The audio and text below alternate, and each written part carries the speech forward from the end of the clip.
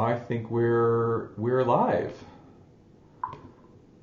Yeah, so I'm live here with my good friend Jeff Sexton, a colleague of ours at Buyer Legends. He's been working with us for many years, probably before I was so gray.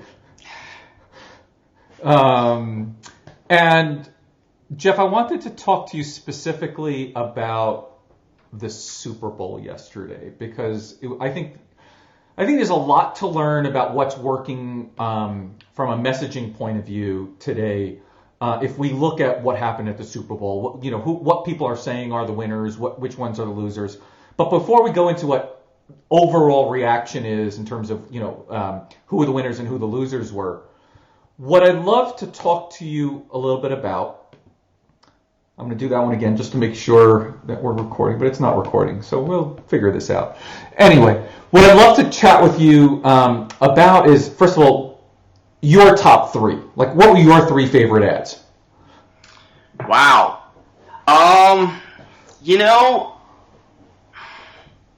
It's interesting because different ads have different objectives, right? So there's ones I like versus that met what it was probably trying to do, right?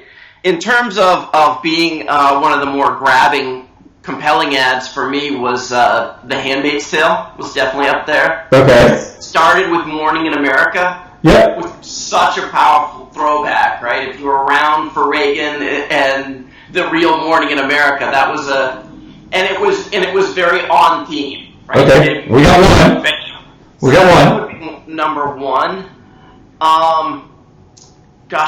I do think that the Verizon, the coach who wouldn't be there ad was very powerful. I think Google Translate ad was very powerful. That's your three. Can't go past that. I'm going to leave you there.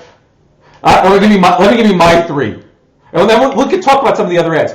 But my three, I was a big fan of the Microsoft ad and them talking about the special controllers they have for kids with disabilities. That was a winner. For sure. I thought that was phenomenal. I really loved that one. Yeah. I actually appreciated the Amazon Alexa ads and kind of poking fun at themselves a little bit. And the fact that they're investing so much money again into getting people thinking about the power of voice interfaces. And then I go with the Google ones as well. I thought they were kind of well done as well. Mm-hmm. So now I'll tell you that I think in terms of actually moving the bar for selling their product, I think Bud Light actually made the biggest. They're repeatedly hitting home on no corn syrup was a winner, I think. Yeah, I think that was an interesting one. I especially like the one with the Game of Thrones. I thought that whole combination, the way they pulled that one off. The other ones, a couple of them left me like, the Trojan horse one. I was like, I don't know if I really love it. I get where they were going with it, but until they finally hit with the Game of Thrones ones, I didn't think they nailed it home. But what was it? They invested in 4 ads to pull off that message. They did. 20 million large. The Mick Ultra one with the robots was pretty good. But I wasn't a fan of the robots. But so anyway, we go back and forth on each ad. But the thing for me that really struck me, apart from obviously the game, which was kind of a not interesting one to watch, right? It was I disagree with people on that. It was a great football game. It was a bad Super Bowl. If you are actually following the game, it was fascinating because it was two defenses at the height of their game, and it was amazing in-game changes made by the Patriots' offensive coach. I agree. Like I said, I think it makes a fan of the game. I think it makes for a great amazing game to watch. Yeah, no, I think it makes an amazing game for the fan who loves a football game to watch it. But for this larger audience, I don't think it necessarily helped. But I think the key for me when I looked at the successful ads and the not successful ads, and a lot of the comment online, was that a lot of people were saying that the ads weren't as funny this year as past years. And you and I discussed this. I think we have a couple of theories why. But secondly, the ads that really resonated had a slightly different focus on what they were trying to get across, right? It wasn't just humor. It really was more about, going deeper into their belief system. So let's talk about the humor part first. Why didn't the humor hit this year? Well, it's interesting because is it Paco Underhill, who's on Shoppers, the science of using, and he once talked about why we buy is his book. Yep. He once talked about being brought in to examine how good a sign was, and he was in the boardroom, and they show him the sign, and they say, "What do you think?" And he says, "I have no idea." He's like, "You have to put that sign in context for me to be able to tell you how it's going to work in the environment, because looking at it in perfect lighting here from 3 feet away in a boardroom doesn't do it for me." And I think you get a different idea of what the ads are like if you listen to them. Like, I just rewatched them on my computer, and watching them in a quiet room on a monitor, concentrating on them, is a different thing than watching them on the TV at a party at a from Super 10 Bowl feet party. away. Totally, context is critical. And I think a lot of advertisers lost the message on that. They were expecting people to be riveted attention rather than merely paying more than usual attention, right? But question for you on that, because my buddy Lee Odin put this out the other day, and I thought it was really interesting. I'm gonna try to see if I can find this tweet, because I thought it was really fascinating, right? Because like we just said, right? But Budweiser spent $20 million on that ad, on their ads. So $5 million an ad, while that would buy you, and I'm trying to find the tweet, how many online, here it is. Let's see, I'm done pulling it up. Here it is.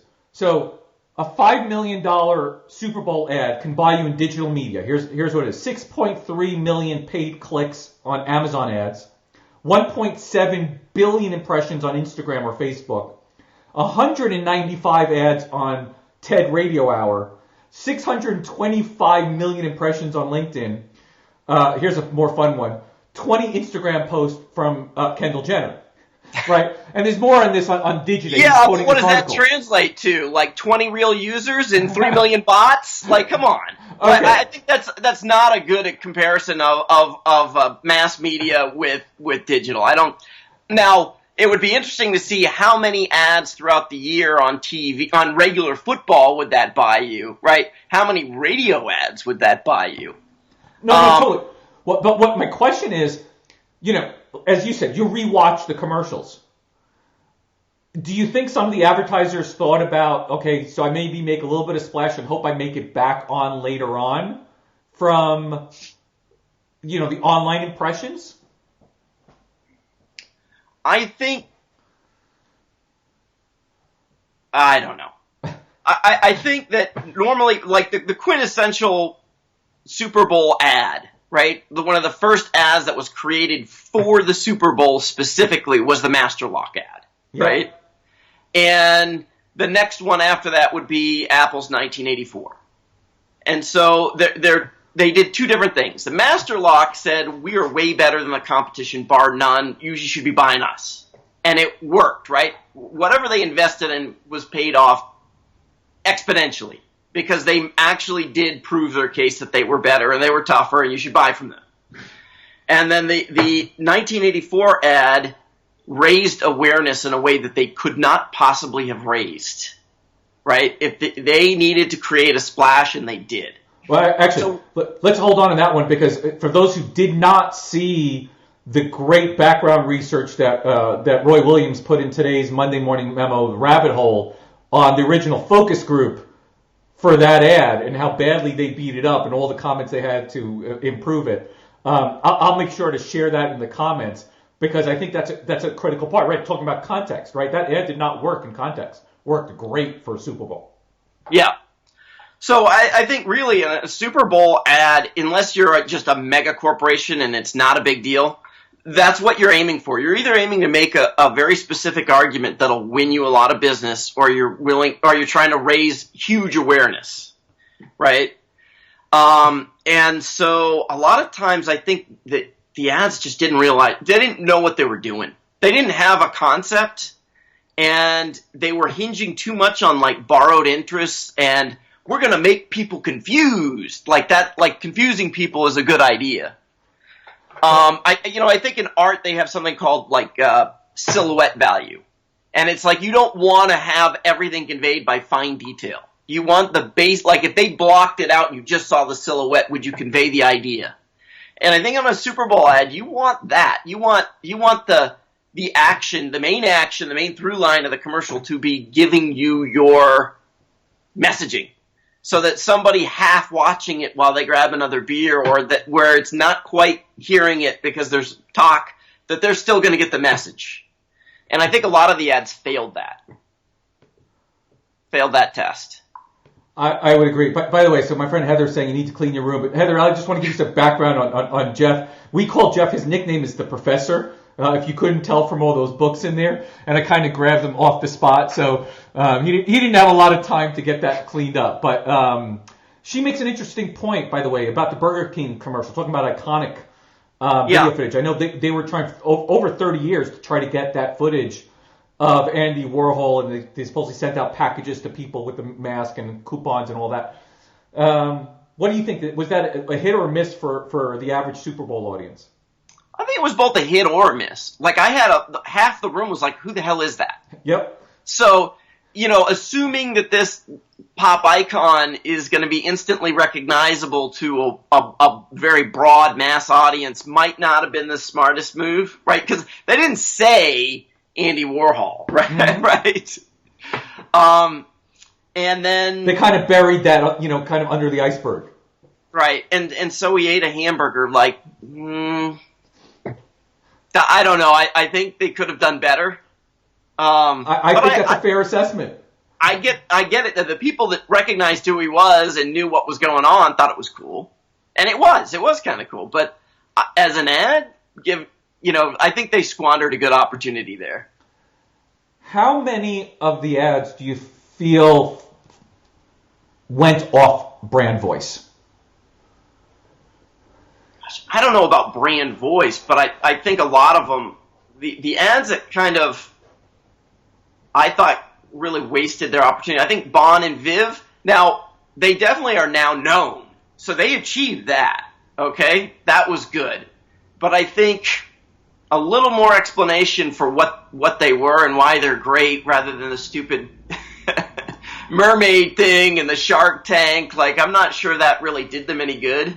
You know the one that really troubled me, and I thought was really, not only poor taste, but it's funny because I actually tweeted about them yesterday, and already today I can't remember their name, but it was for a small mobile company, and they did that ad about the chunks in milk.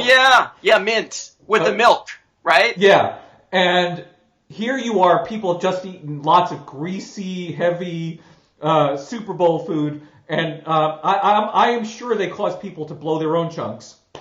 Well, it's one of those borrowed interest things, right? Like I think that's a spoof on an old Saturday Night Live parody TV commercial. But like Chunky Milk, okay, they got everyone's attention. Everyone's like, "Oh my God, that's gross." And then they switched to, "Oh, well, your cable view's really out of whack." And that was supposed to sell like. The actual selling message was 5 seconds, and it pivoted. Everyone's wondering, why are you showing me this? And it relied on a little bit of dialogue that may not have been heard to make a selling message that really could have been made much better without that, right? Like, again, it's a cheesy borrowed interest kind of thing, and it didn't work. What about the other one that was interesting to me? Was the one of the early ads for oil of Olay, right? And they started with, what theoretically was going to be spooky, and then they transitioned real quickly into something kind of hoaxy, and just, for me, like I said, I thought they had it going right, and then it's like they ran out of time. Well, that is one of the ones where when I watched it on my computer, I thought it was funnier than when I saw it in the game. When I saw it in the game, I was like, what was that? Like half the room was like, what was that? Because they relied on, I can't unlock my screen because my skin is so much more beautiful because I use oil of Olay in the last 5 seconds of the ad. And a lot of people didn't catch that, or they didn't, like, it relied on dialogue. Yeah. Right? The visuals did not tell the story. So I just to reiterate for our audience, I'm here with Jeff Sexton. Jeff Sexton's been a copywriter for us. He helps develop a lot of the brand style guides that we work on with clients. We're very curious. What was your favorite commercials? What didn't you like about yesterday's commercials, and what do you think might have been able to be done better with some of the ones? I know Jeff still has a lot more thinking about some of those ads. An ad that I'm kind of can go either way with was the More Than Okay ad from Pepsi. Yeah.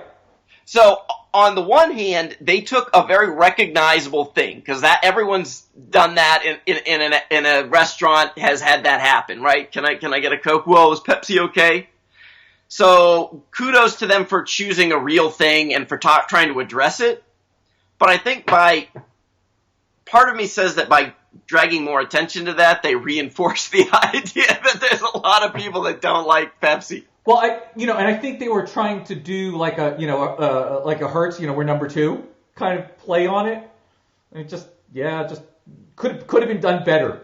Like, I don't think there's anything wrong with it, but they could have done it better. By the way, the one that was fascinating to me and most people missed, and I don't know if I don't know if I can pop this in real quickly into the live show, but if not, I'll show it on my phone. But there was a tweet last night from Mercedes that got deleted pretty much immediately, but a couple of my friends saw it, and I made sure to see it, and I grabbed a screenshot of it.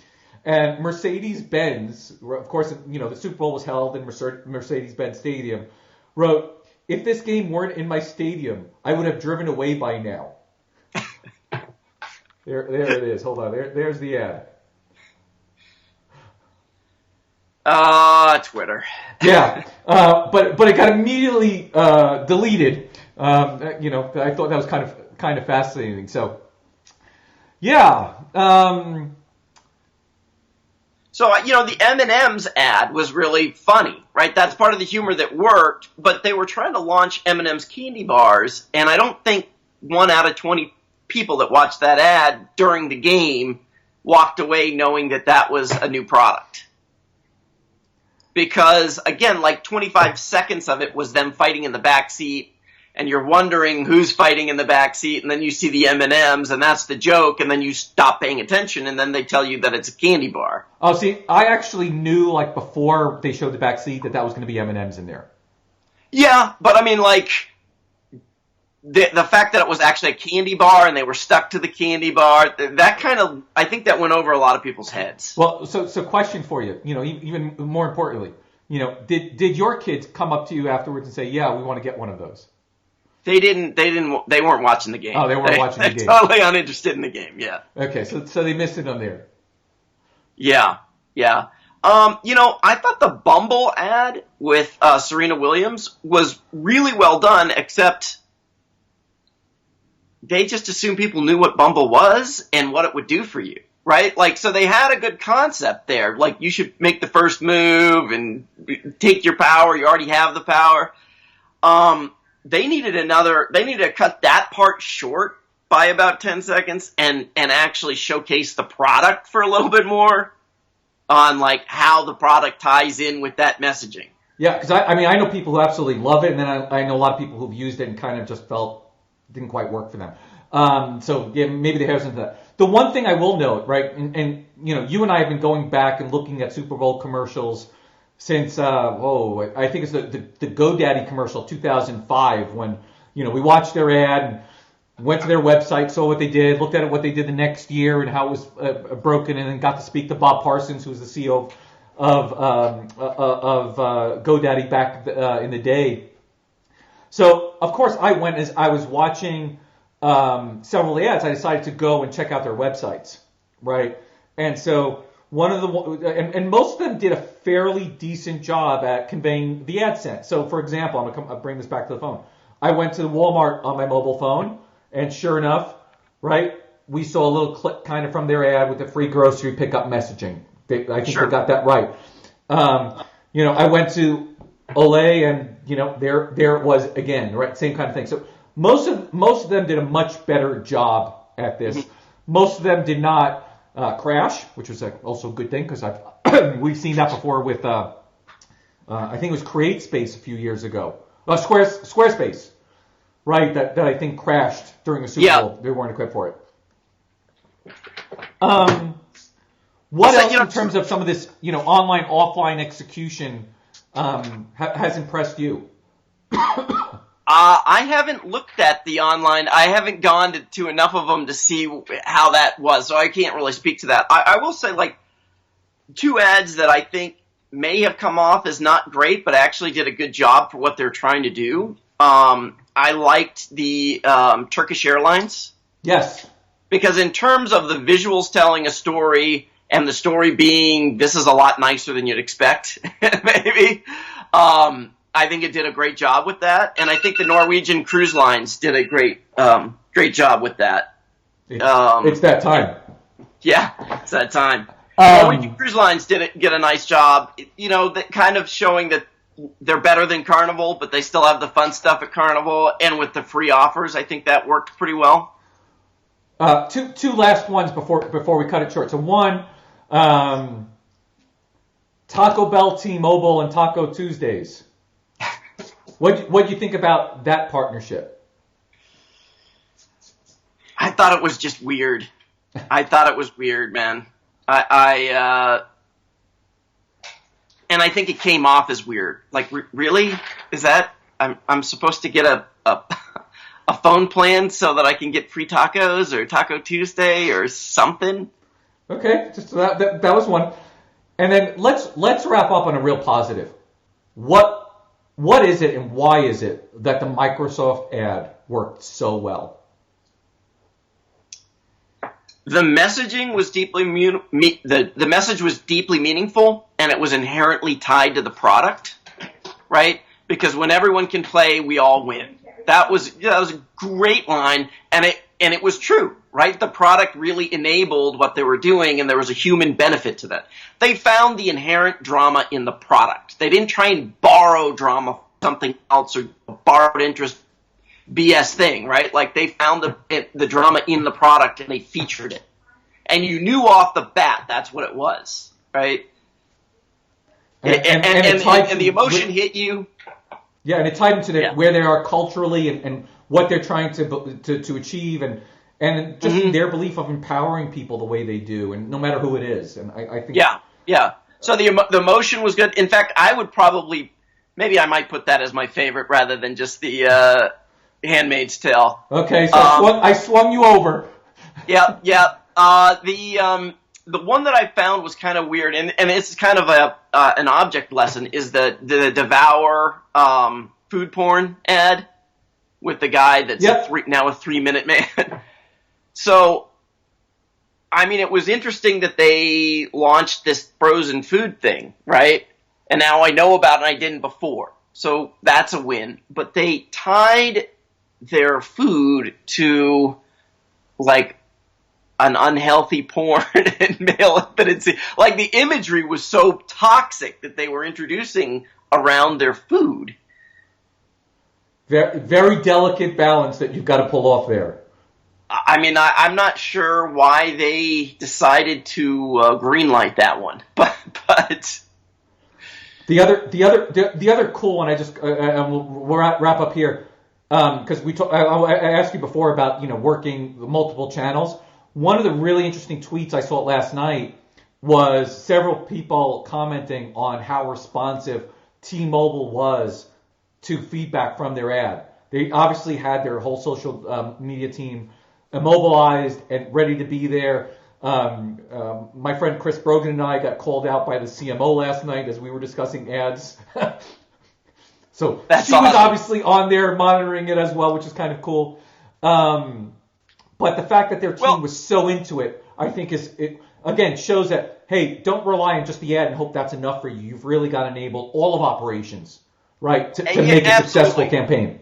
Well, I mean, if you chunk down that kind of money to get people's attention and you actually get a response, now, if you fail that, if they respond or they try to engage and then they're thwarted or failed, you lost, right? You've just flushed your money down, like down the toilet.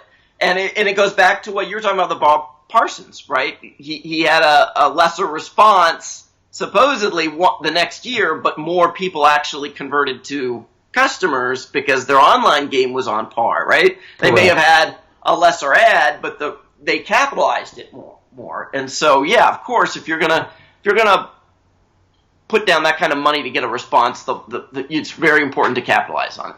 Even if it's not a lot of money, even if you're just doing social media, make sure you have the right plan for it. Yep. Jeff, thanks so much for spending a few moments with us today. We definitely need to do this more often. Maybe we'll bring in some people's ad copy and some landing pages and kind of do some of these reviews as well with them. Again, you're awesome, man. Well, thank you. It was my pleasure. I Talk to you soon. appreciate being here. Okay. Thanks. Bye-bye.